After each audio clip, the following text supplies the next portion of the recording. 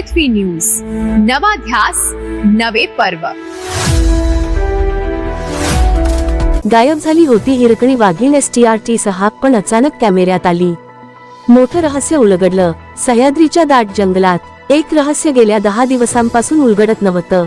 Sahyadri tiger reserve मधील प्रसिद्ध वाघीण हिरकणी STR-T6, तिच्या गळ्यात असलेल्या सॅटेलाइट GPS कॉलरचे सिग्नल एकाच ठिकाणावरून येत होते। ना हालचाल ना काही बदल। वन्यजीव विभागासाठी ही चिंतेची बाब ठरली।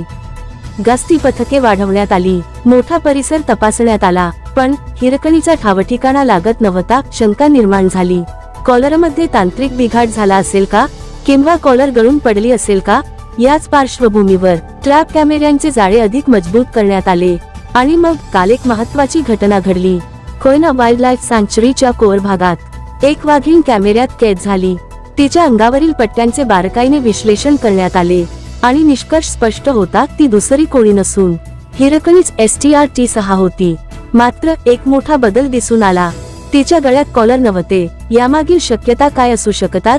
कदाचित हिरकणीने स्वतःच्या पंजाने कॉलर काढून टाकले असेल, किंवा तांत्रिक बिघाडामुळे कॉलर गळून पडले असेल। विशेष म्हणजे कॉलर अजूनही अधूनमधून सिग्नल देत आहे। मात्र सर्वात आनंदाची गोष्ट म्हणजे कॅमेरा आणि व्हिडिओमधून हिरकणीची तब्येत उत्तम दिसत आहे।